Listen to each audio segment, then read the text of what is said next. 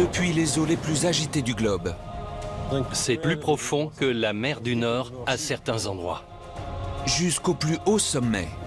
Aujourd'hui, si quelqu'un voulait construire une voie ferrée dans ces montagnes, on le prendrait pour un fou. Le chemin de fer a tout conquis. On a installé 6 types de filets pour empêcher les éboulements de terrain de tomber sur la voie et faire dérailler les trains. Je suis sans voix. Quelle merveille! Des femmes et des hommes téméraires ont poussé le rail dans les coins les plus reculés de la planète. C'est presque marrant. C'est un chef-d'œuvre d'ingénierie. Je l'adore. Dans cet épisode, la conquête des hauteurs. Nous allons vous montrer les nombreux défis posés par la création de voies ferrées de montagne. Tous les 5,50 m, la voie monte d'1 mètre. Et les ingénieuses solutions Cette machine peut nettoyer d'énormes quantités de neige en quelques minutes. 3, 2, 1, feu! qui ont permis de rendre possible l'impossible. Un jour, quelqu'un a décidé de construire une voie ferrée ici. C'est dingue.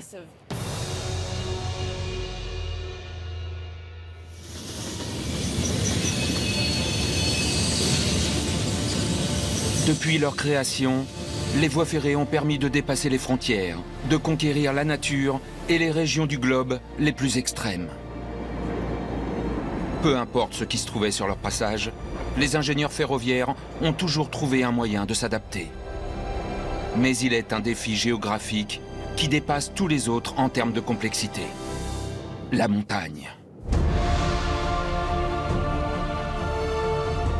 Franchir les plus hauts sommets de la planète a nécessité des moyens uniques pour répondre à des problèmes tout aussi uniques. Derrière moi se trouve la vallée de Lithgow et devant moi, Sydney. Ces montagnes sont une frontière naturelle entre la ville et la nature. Les conditions géologiques sont vraiment particulières ici. La roche peut s'écrouler à tout moment. Cette zone est composée de fjords gigantesques et de flancs de montagnes très raides. Il est donc très compliqué d'y construire quoi que ce soit. Traverser les montagnes représente un défi pour les rails, comme pour les machines.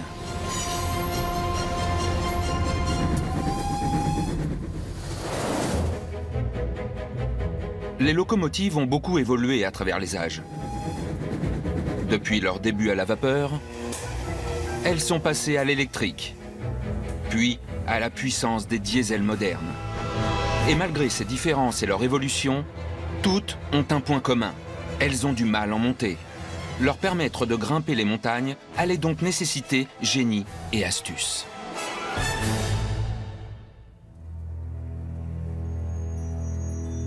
Sur la côte ouest de la Grande-Bretagne, voici le parc national de Snowdonia, le paradis des alpinistes.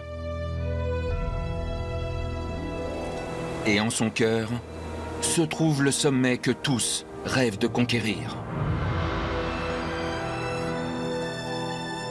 Le mont Snowdon. Culminant à 1000 mètres, son sommet offre un fantastique paysage autrefois réservé qu'aux plus téméraires. Mais à la fin du 19e siècle, un homme, pas spécialement passionné par l'escalade et surtout bien décidé à ne pas se fatiguer, s'est donné pour mission d'atteindre le sommet de la plus haute montagne du Pays de Galles en train.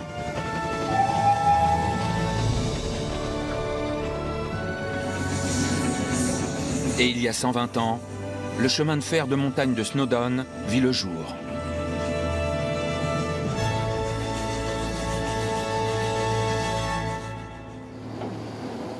Ingénieur 1, Snowdon 1. Je t'écoute, Mike. Juste pour confirmer, le 5 part en premier. L'équipe de maintenance est actuellement en train de préparer les machines pour une nouvelle journée d'escalade jusqu'au sommet. Un processus qui a duré toute la nuit. On a toujours beaucoup de choses à faire pour se préparer. Les machines à vapeur ont chauffé toute la nuit, sous la surveillance d'un responsable. Certaines de ces locomotives ont 120 ans et malgré leur âge, elle s'apprête à accomplir une impressionnante escalade de 8 km. La montée est compliquée. Le gradient maximal est de 1 pour 5,5. Ce qui signifie que le rail monte d'1 mètre tous les 5,50 mètres. C'est bien incliné. Et cette escalade est possible grâce à l'imagination d'un homme. Richard Moon, qui a eu l'idée d'amener le grand public au sommet des montagnes. Aujourd'hui, la machiniste Elizabeth Partridge, le pilote Henry Jones et le responsable de la Snowdon Mountain Railway, Alan Kendall, perpétuent l'héritage de Moon. Les touristes adorent. Mesdames et messieurs, tickets s'il vous plaît. Mais il n'est pas garanti qu'ils arrivent au sommet. Il y a une alerte météo aujourd'hui. Si la vitesse du vent augmente, on ne pourra pas accéder au sommet. Cette montagne est au centre des attentions des locaux depuis plusieurs siècles déjà. Avant la création de ce chemin de fer, les gens l'escaladaient régulièrement à pied et parfois à dos de cheval.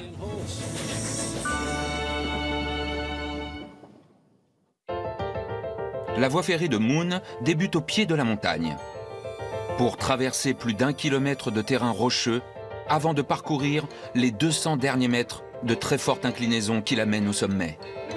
Mais aucune machine traditionnelle ne pourrait fournir assez de traction pour escalader une telle montée. Le chef mécanicien, Mike Robertshaw, nous explique le secret de ces trains particuliers. Sur une voie ferrée normale, la traction et la puissance de freinage proviennent des roues d'acier sur des rails d'acier. Dans notre cas, à cause des fortes inclinaisons, il n'y a aucune adhérence entre la roue et le rail. Donc, la locomotive glisserait et partirait même en arrière. Mobile 5 à Snowdon 1, on est arrêté à Hébron. Chemin de fer et forte inclinaison ne font donc pas bon ménage. Heureusement, quelques années avant l'ouverture de la ligne, un ingénieur suisse apporta une solution. La seule option pour atteindre le sommet, c'était la crémaillère. Sur un train traditionnel, la puissance est transférée depuis un axe jusqu'aux roues. Mais les locomotives de Moon ont été équipées d'une roue motrice dentée connectée à un rail, également denté, situé au milieu de la voie ferrée. Ainsi, l'adhérence n'est plus un problème. Voici notre système. Voici le rail denté sur lequel roule notre roue motrice. Partout sur la voie se trouvent 2 rails supplémentaires de ce genre et sur la locomotive, 2 roues dentées. Il y a toujours des dents engagées sur les rails. Une solution simple, mais ingénieuse. Ce système permettait de vaincre l'inclinaison. Mais tous les problèmes étaient loin d'être résolus. La météo à Snowdon est toujours un problème, et surtout en hiver. Là, nous sommes en juillet, et pourtant, on peut déjà voir les nuages approcher et sentir les températures chuter. Mobile 5 à Snowdon 1, on a une idée de la force du vent? Snowdon 1 à Mobile 5. La dernière fois, il soufflait à 60. Si la météo se dégrade aujourd'hui, le train devra terminer son périple à une centaine de mètres du légendaire sommet. Les nuages et le brouillard cachent aujourd'hui le pic, exactement comme le jour de l'inauguration de la voie ferrée, le 6 avril 1896. Ce jour-là, la locomotive numéro 1 atteint le sommet avec succès.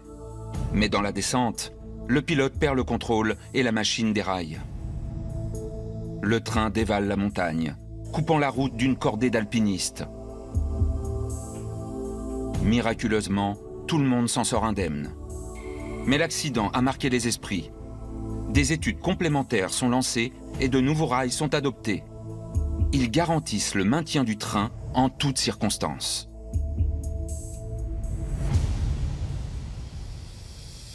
Aujourd'hui, l'équipe et les passagers attendent de savoir s'ils vont pouvoir atteindre le sommet ou pas.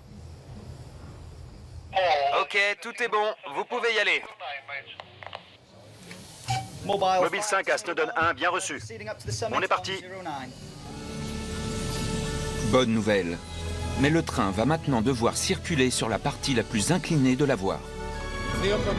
La partie la plus élevée de la montagne a un gradient impressionnant, 1 pour 5.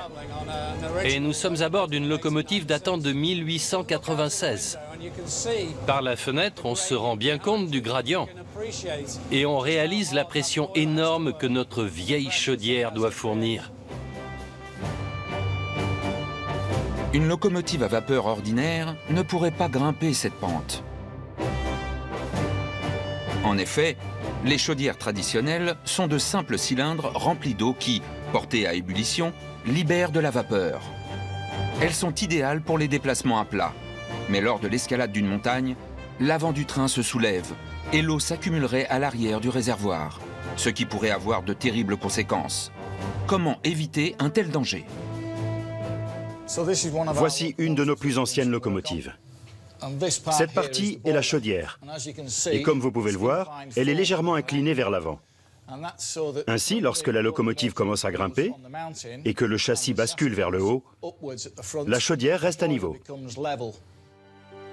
Une solution ingénieuse qui a permis à Richard Moon de concrétiser ses rêves de haute altitude. Mobile 5 à Snowdon 1, on est bientôt au sommet.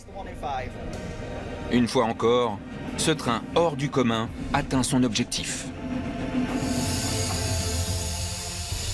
Mesdames et messieurs, soyez les bienvenus au sommet. Soyez prudents, le vent souffle fort aujourd'hui. Couvrez-vous bien et profitez de la vue. On pourrait en douter, mais nous sommes à la fin du mois de juillet. Voici le sommet du Snowdon.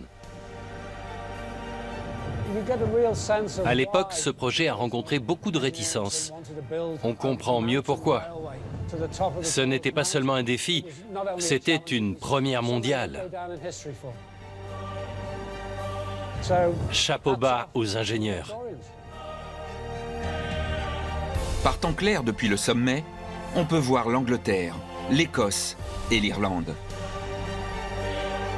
Aujourd'hui encore, le rêve de Richard Moon fait le bonheur des touristes.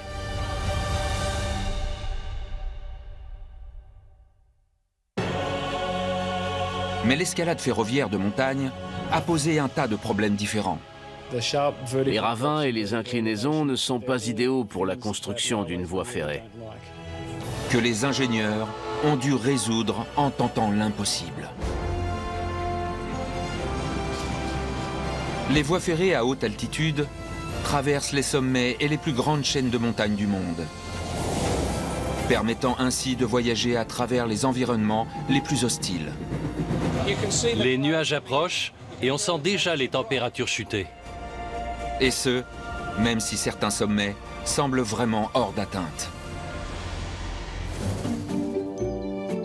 La faculté de grimper repose principalement sur le principe d'adhérence au sol. Les êtres humains disposent d'une bonne adhérence. Les automobiles également. Mais en raison de leur poids, les trains sont les derniers de la classe.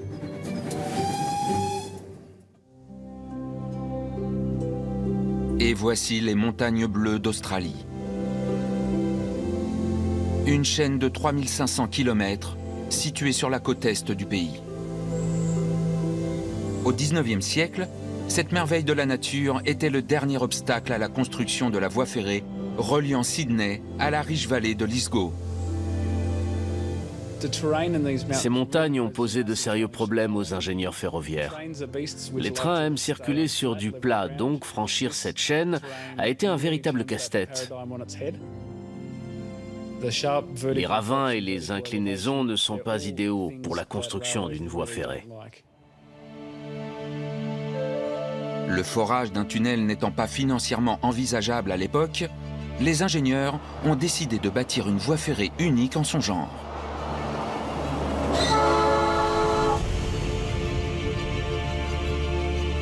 Le Grand Zigzag.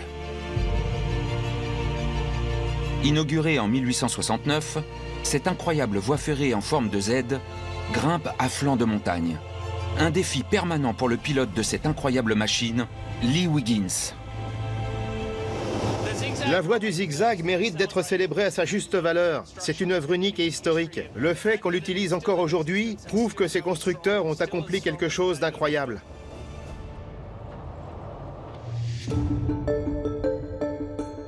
Nous devons cette astucieuse merveille à l'ingénieur John Wheaton.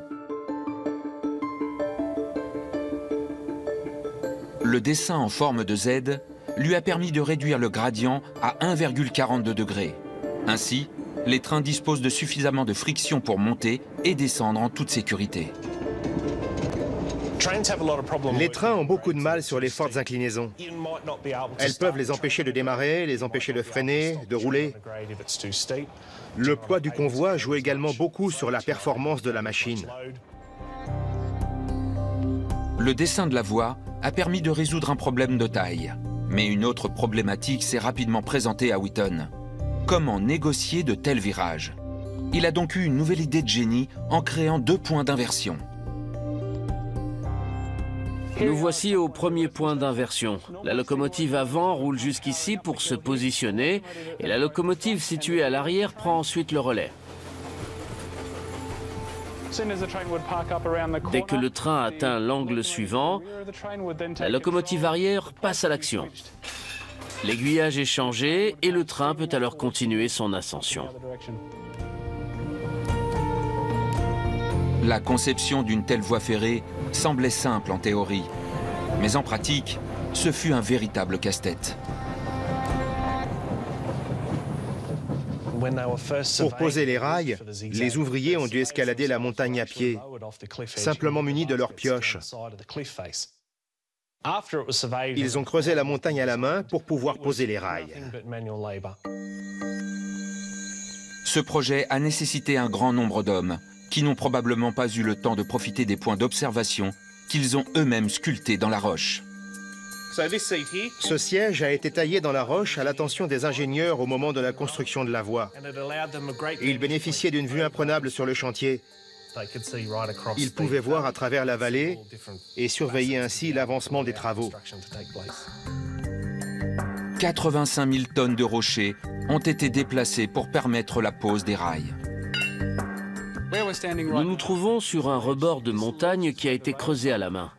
Les ouvriers devaient percer des trous dans la roche qu'ils remplissaient de dynamite et faisaient ensuite exploser. Nous sommes 20 mètres en dessous de notre rebord et vous pouvez voir le trou qui va jusqu'à la base, là où les charges explosives étaient posées. Un projet gigantesque qui a mobilisé 700 hommes pendant 3 années. Les ouvriers qui travaillent sur cette voie aujourd'hui ne peuvent qu'imaginer les conditions extrêmes de l'époque. Comme vous l'imaginez, les ouvriers qui ont bâti cette voie devaient tous souffrir de lumbago. Ça fait 15 minutes seulement que je tape et j'ai déjà un mal de dos épouvantable. À l'époque, il n'y avait pas de machine hydraulique, ni d'excavatrice, ni de pelle mécanique. Juste de la bonne vieille huile de coude. Inaugurée en 1869, la nouvelle voie de montagne reliant Sydney à Lithgow a été couronnée de succès. La voie ferrée a bénéficié à Sydney. Elle a permis l'acheminement des produits miniers et agricoles des zones situées de ce côté des montagnes bleues. Une des premières aciéries australiennes se trouvait en Nouvelle-Galles du Sud, à Lithgow. Donc ça a ouvert le pays économiquement parlant. La révolution industrielle était en marche en Australie et le zigzag y a contribué. Aujourd'hui, un vaste réseau de tunnels traverse la montagne. Et le zigzag n'est plus utilisé que par les touristes qui se bousculent pour admirer ce chef-d'œuvre d'ingénierie ferroviaire. Imaginez les ouvriers qui ont dû affronter ces ravins en train de creuser avec de simples pioches et des explosifs à 30 mètres au-dessus du vide. C'est une des pièces maîtresses de l'ingénierie ferroviaire du 19e siècle.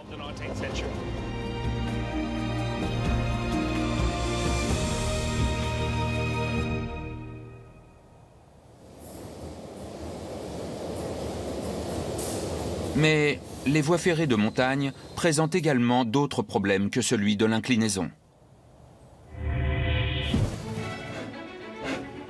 En montée, il y a un élément essentiel.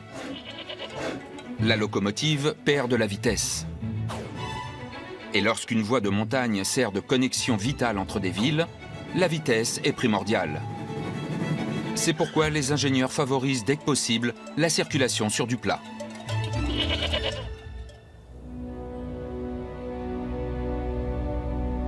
Graubünden, au sud-est de la Suisse. Une région réputée pour une chose, ses montagnes.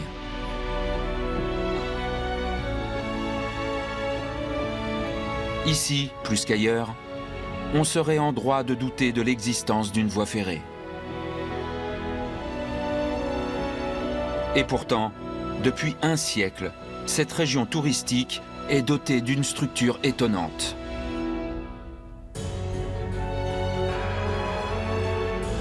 Les chemins de fer rétiques. Un réseau de près de 400 km bâti pour conquérir la nature dans ce qu'elle a de plus extrême. Le plus grand des défis, c'est la hauteur. 30% de notre réseau se trouve à plus de 1500 mètres au-dessus du niveau de la mer. Donc la montée, la météo et la montagne constituent un joli défi.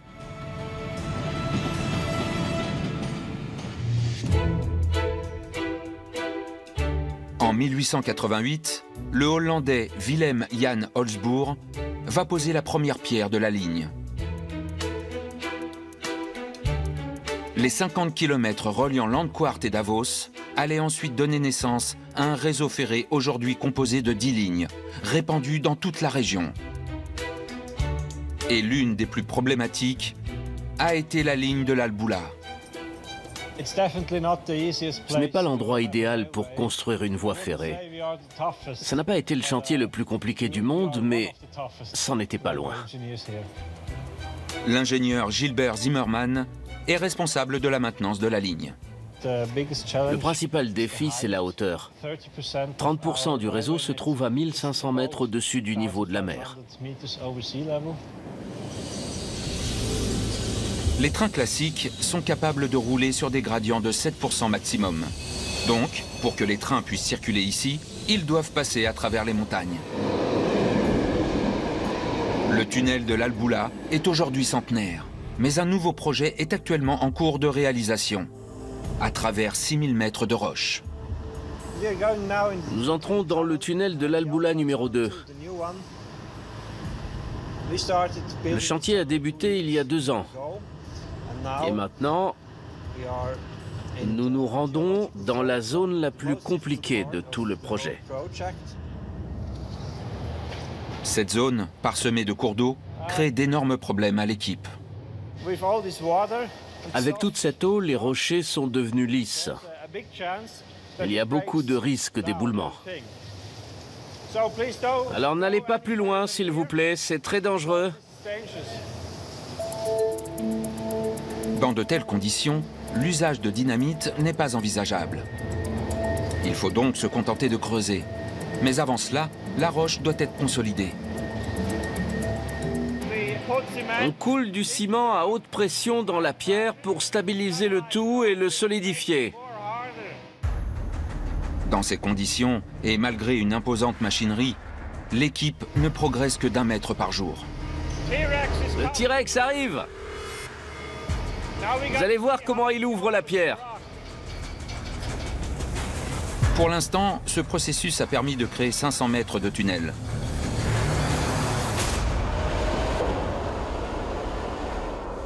Les excavations dans cette zone sont la partie la plus lente du projet. L'équipe l'attaque depuis 3 points. Au nord et au centre, la roche est creusée de manière traditionnelle. Mais au sud, la roche plus dure nécessite une approche plus dynamique.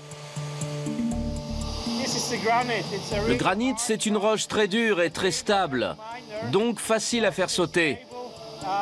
C'est l'idéal pour les mineurs. Grâce à cette explosion, les mineurs vont dégager 4 mètres de tunnel supplémentaires. On commence par creuser 120 trous. Ensuite, on les remplit de 500 kilos d'explosifs. Chaque explosion est un moment de suspense. De telles explosions nécessitent une parfaite synchronisation. Un travail titanesque pour avancer de quelques mètres seulement. Ces câbles connectent le détonateur au matériel explosif. Le processus d'explosion débutera grâce à ce simple fil.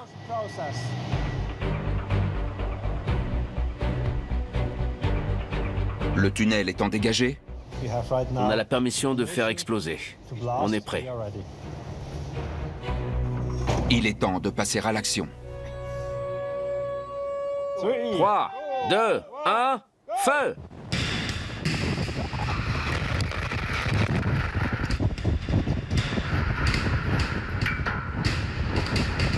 Super!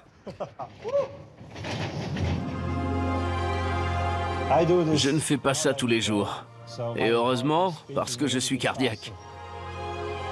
La poussière retombe et l'équipe découvre les progrès du jour. Je suis content. C'est dégagé. Les rochers ne sont pas trop gros. C'est du beau boulot. Une fois les travaux terminés, le nouveau tunnel de l'Alboula permettra aux trains à grande vitesse de circuler sur du plat. Je suis très content. C'est parfait.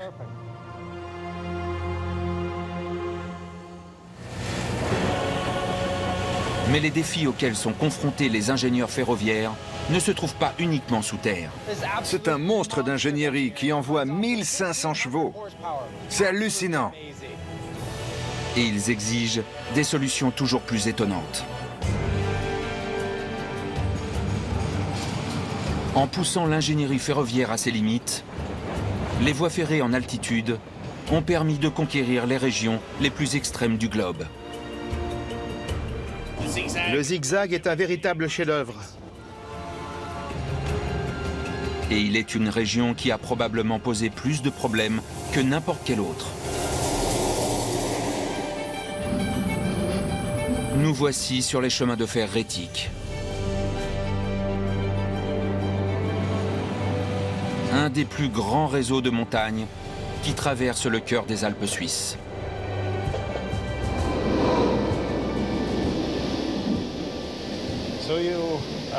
Vous avez de la chance. Vous venez de voir passer le Glacier Express et on peut sentir un bon fumé parce qu'ils sont en train de cuisiner les repas à bord. Ça me donne faim. Nécessitant le forage de tunnels ou la construction de ponts, la construction de voies ferrées à travers ces immenses pics a été synonyme de véritable prouesse. Et la plus impressionnante se trouve probablement dans le charmant petit village de Brusio, une gare alpine sur la ligne de la Bernina. Aujourd'hui, l'ingénieur géotechnique Kurdin Cantieni effectue son inspection quotidienne. Nous sommes ici dans la vallée de Poschiavo. Les flancs de montagne sont très inclinés. Tout cela a été formé à l'ère glaciaire et cette inclinaison explique les nombreuses chutes de rochers dans la zone. Sur cette voie, la chute de roches sur les rails est une menace permanente. Le 14 décembre 2008, 40 000 mètres cubes de pierre sont tombés.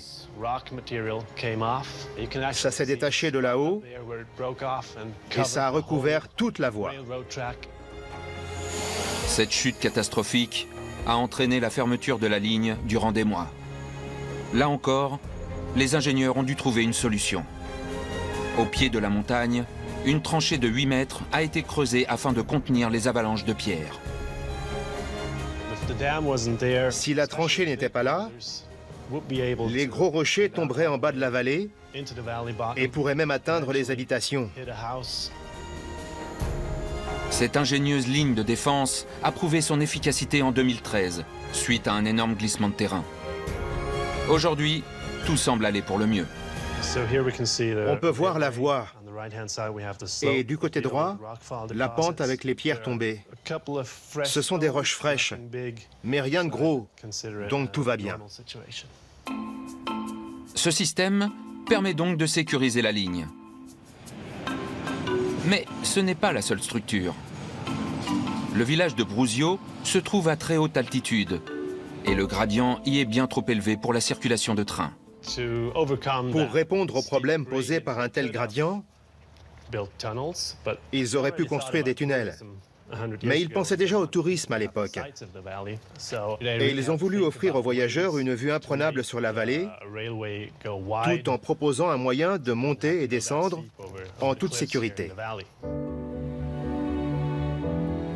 L'espace étant limité, faire monter ou descendre des trains depuis cette gare semblait impossible. Jusqu'à ce que les ingénieurs apportent une solution étonnante. Le viaduc hélicoïdal de Bruzio. Le viaduc est constitué de 9 arches. Le train part d'ici, suit la boucle du viaduc, puis se retrouve 20 mètres plus haut en quelques secondes. C'est exceptionnel. Ensuite, il ne lui reste plus que du plat à parcourir jusqu'à la gare de Bruzio. Grâce à son rayon de virage de 70 mètres, cette forme géométrique originale diminue le gradient et permet au train de circuler en toute sécurité. C'était un problème de taille, mais la solution a été trouvée assez facilement. C'est une voie qui suit une simple boucle. C'est très joli en plus. Cette merveille devrait tenir debout encore quelques siècles.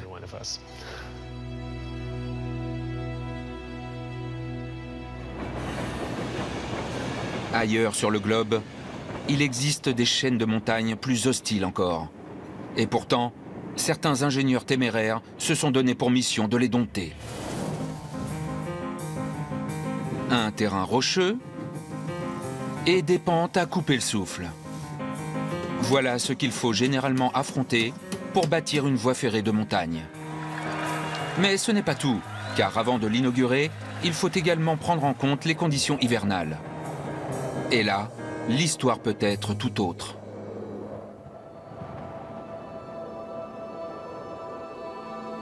Nous voici en Californie, dans la Sierra Nevada. Ici, 20 mètres de neige tombent chaque année. Ce serait donc le dernier endroit où construire une voie ferrée. Cependant, ce n'était pas l'avis des pionniers de la Central Pacific Railroad.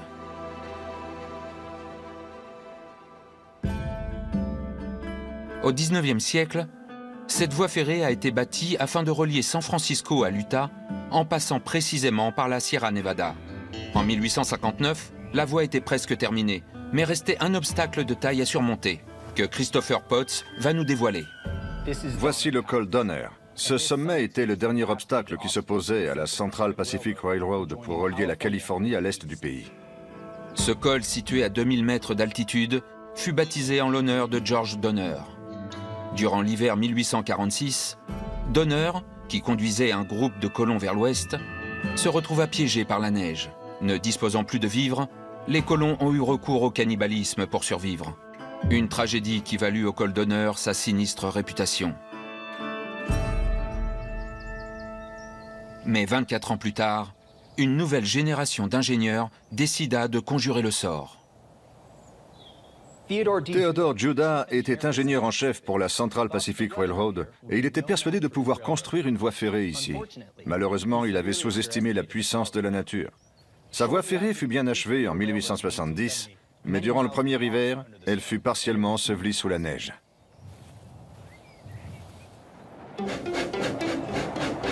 L'efficacité d'une lame de déneigement traditionnelle dépend principalement de l'élan du train.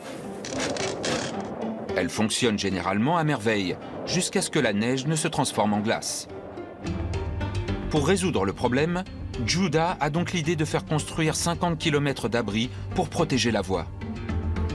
Mais ces tunnels n'étaient qu'une solution temporaire. Et c'est en 1883 que l'inventeur canadien Orange Jull fournit une solution permanente grâce à une machine révolutionnaire.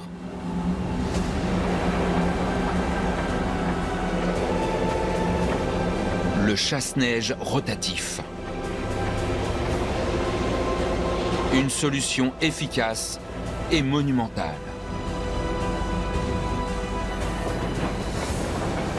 On ne fait pas mieux que ce monstre pour combattre la neige. Dès qu'il y a de fortes chutes de neige, c'est ce train que la Central Pacific Railroad sort. C'est fantastique. Même si les conditions sont aujourd'hui clémentes, le voyage à bord de cette incroyable machine impressionne toujours notre spécialiste. Cette machine envoie 1500 chevaux fournis par l'unité qui se trouve derrière nous. Elle peut dégager des quantités ahurissantes de neige en quelques minutes. Quelle invention! Elle est incroyable.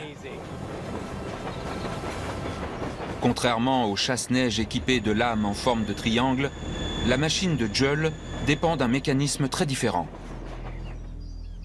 Ce ventilateur fonctionne comme un tire-bouchon.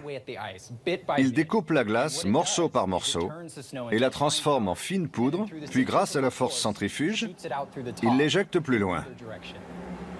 Le gigantesque ventilateur est capable de venir à bout des pires congères de neige. Il révolutionne la conquête du rail.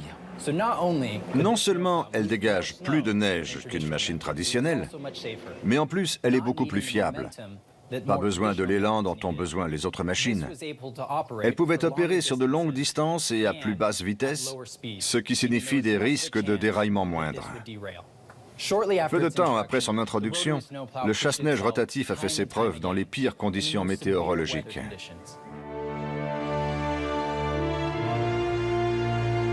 Au cours de l'hiver 1952, la voie de Smart Ridge, à proximité du col d'honneur, subit une violente tempête de neige. Le train en provenance de San Francisco est enseveli sous 5 mètres de neige, avec à son bord 200 passagers. 3 jours plus tard, 4 chasse-neige rotatifs atteignent finalement le train, libérant ainsi tous les passagers.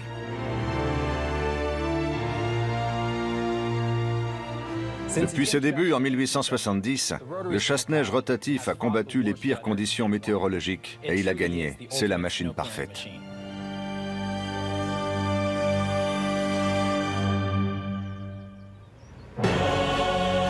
Mais dans les montagnes, les conditions météorologiques ne sont pas l'unique problème rencontré par les trains. Il y a de nombreuses fractures. Les montagnes sont hautes et les chutes de pierres sur les voies sont toujours possibles. C'est ce que nous allons voir dans la prochaine partie.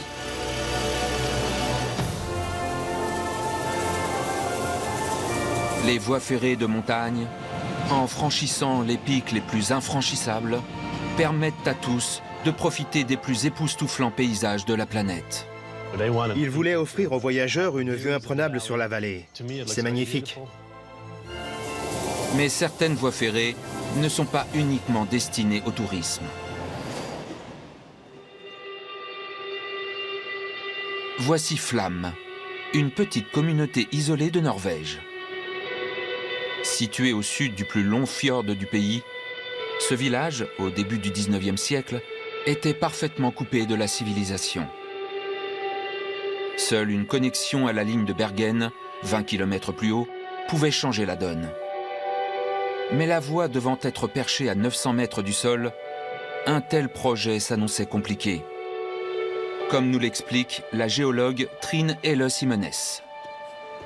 Ici, vous pouvez voir pourquoi une telle construction a été difficile. C'est très incliné et il y a beaucoup de fractures profondes sur les flancs. Et en bas de la vallée se trouve la rivière. Pour construire une voie ferrée ici, il fallait dompter la montagne, mais aussi résister au vent qui balait la vallée en permanence. Seule une création hors du commun pouvait franchir l'infranchissable.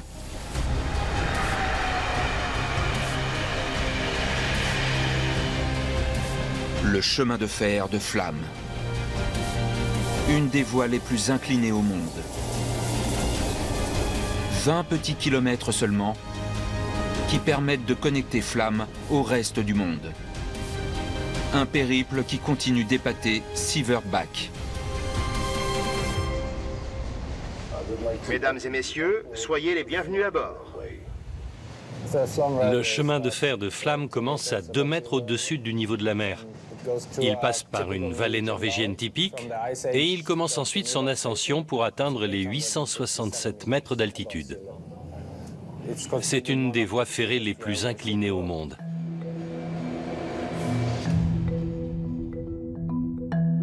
En 1923, l'ingénieur Ferdinand Björk se voit confier la mission de transformer ce projet en réalité. Mais la construction de la ligne de 20 km reliant Sognefjord à la gare de Myrdal allait poser énormément de problèmes. Les flancs de montagne sont très pentus. Il y a des risques de chute de roches et d'avalanches en permanence. Et en plus, le climat est très froid. C'était un sacré défi.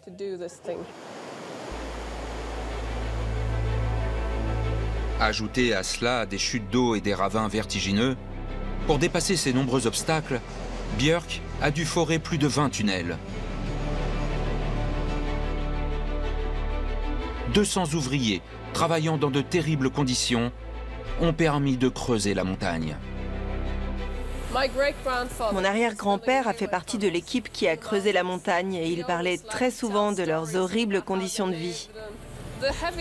Le plus dur était le maintien des plafonds des tunnels. Ils devaient creuser comme ça. C'était très éprouvant. Il leur fallait 1 mois pour creuser un petit mètre. Aujourd'hui, la géologue Trine perpétue le travail de son arrière-grand-père en résolvant tout problème susceptible de paralyser la voie ferrée. Avec de telles montagnes, il y a forcément des chutes de pierre. La montagne est parsemée de nombreuses fractures. La voie est menacée en permanence par les chutes de pierre.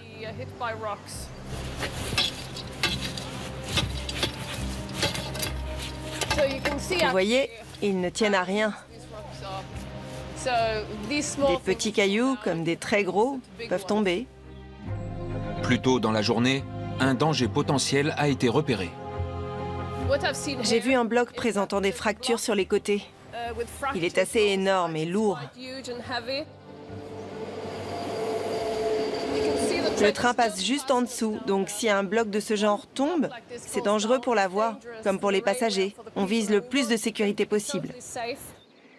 Les fractures de roches de ce genre sont causées par un phénomène appelé la gélifraction. Le sol rocheux est altéré du fait des cycles de gel et des gels de l'eau piégés à l'intérieur de la pierre, ce qui peut l'amener à casser. Voici le bloc. On va y mettre 3 tiges. Pour combattre ce phénomène, il faut faire preuve d'ingéniosité. Il faut en mettre une sur celui-ci aussi. On utilise une méthode traditionnelle datant du 19e siècle, appelée l'ancrage de roche.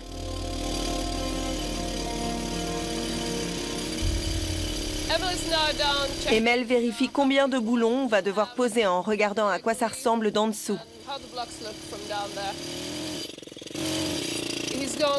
Il va implanter des boulons de 3 et 4 mètres dans la pierre pour les fixer à la roche solide.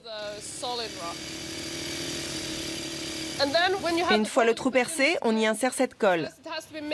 Le trou en est rempli, on attend un peu et le tout est fixé.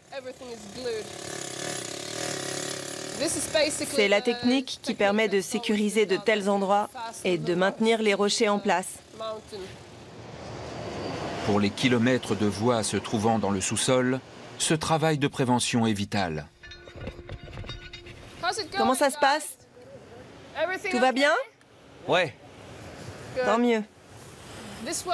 Notre travail est très important parce que si un rail ou quoi que ce soit d'autre est endommagé, les trains ne pourront plus circuler et ces trains sont vitaux pour la région.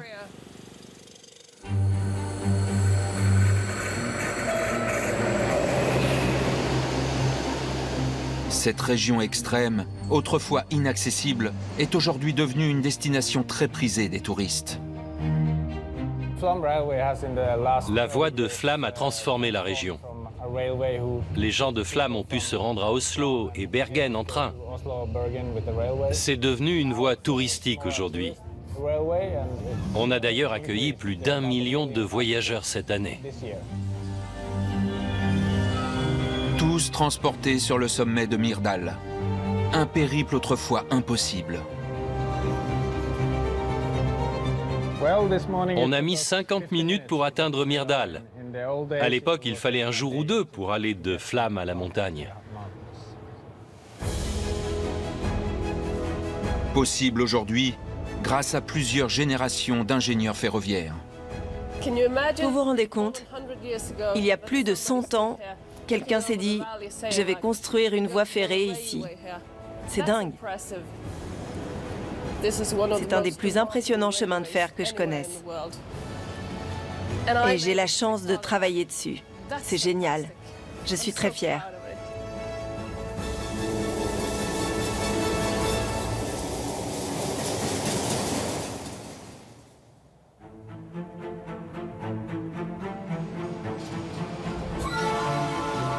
Depuis l'invention du train, la montagne a toujours posé des problèmes dits insurmontables aux ingénieurs ferroviaires. Et ces défis ont été relevés. Ce chasse-neige peut dégager d'énormes quantités de neige en quelques minutes. Il est incroyable. Ils ont mené l'ingénierie vers de nouvelles hauteurs. On peut dire que les gens qui ont décidé de construire cette voie étaient vraiment gonflés. Les voies ferrées de montagne sont des chefs-d'œuvre. Créant ainsi ces voies de l'impossible.